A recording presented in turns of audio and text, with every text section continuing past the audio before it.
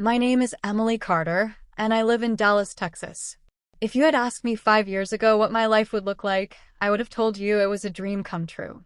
I married my college sweetheart Daniel, a kind man with a steady job in IT, and together we built a comfortable life. We bought a modest home with a yard, shared Sunday dinners with family, and planned for children one day.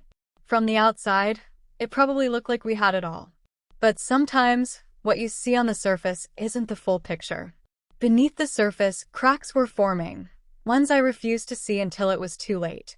The perfect beginning. I met Daniel in college at the University of Texas.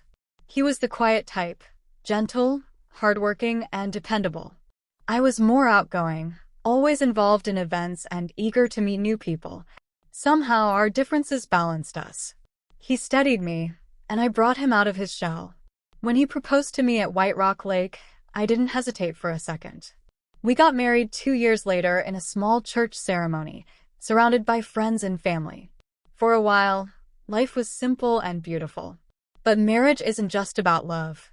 It's about growth, adaptation, and honesty.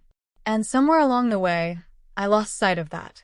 A new job, a new world.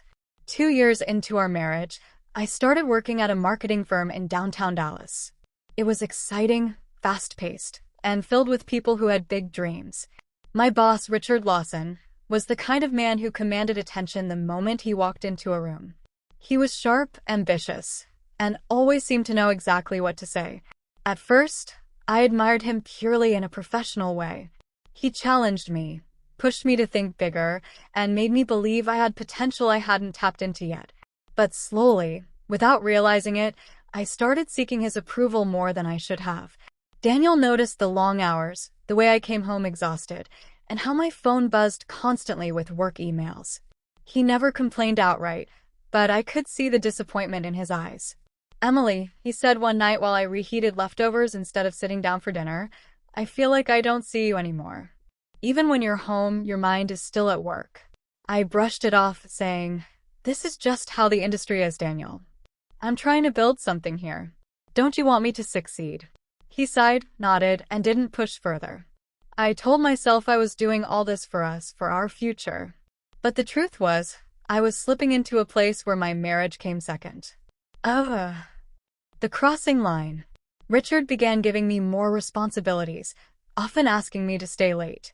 We would brainstorm over coffee, go over presentations, and talk about dreams and ambitions. He was charismatic, always making me feel seen and valued. I told myself it was harmless, that it was all work-related. But in reality, I was letting emotional boundaries blur. One evening, when I came home late again, Daniel was waiting at the kitchen table. "Emily," he said quietly, "are you happy with me?" The question hit me like a storm. "Of course I am. Why would you ask that?" "Because you're not here," he said, his voice breaking. "You're always somewhere else. I don't even recognize the way you look at me anymore." I wanted to deny it, but deep inside, I knew he was right. I had been drifting. The breaking point. The turning point came during a company trip to Houston. I told Daniel it was strictly business, and it was, at least on paper. But emotionally, I knew I was already betraying him. I was confiding in Richard more than my own husband, laughing at his jokes, and soaking up his attention. When I returned home, Daniel's silence spoke louder than words. He didn't need proof. He could feel it. One night, he finally said, "Emily, I don't think I can do this anymore. I can't keep pretending we're okay when clearly we're not." Panic surged through me. "Daniel, please, it's not what you think." "It doesn't matter what I think," he cut me off. "What matters is how I feel. And right now, I feel like I've already lost you." His words shattered me. For the first time, I realized the damage I had caused. It wasn't about what had or hadn't physically happened. It was about trust. And I had broken his. The aftermath. Daniel moved out a week later, taking only a suitcase and leaving behind a note that simply said, "I need space to breathe." The house felt empty without him. I wandered through the rooms, touching the furniture we picked out together, staring at our wedding photos, and wondering how I let things spiral this far. At work, I could no longer look at Richard the same way. I realized he had been a distraction, a mirror for my own insecurities. He didn't truly care about me, at least not in the way Daniel did. I quit my job a month later. I couldn't stay in an environment that had cost me so much. Ugh. The road to healing. 4 months Daniel and I barely spoke. I gave him space, though it hurt. I started going to therapy, where I learned that my constant need for validation wasn't about Daniel at all. It was about me. I had been chasing approval in the wrong places, instead of appreciating the steady love I already had. I reached out to Daniel one evening, asking if we could meet for coffee. To my surprise, he agreed. When we sat across from each other, it was awkward at first. Then I spoke from my heart.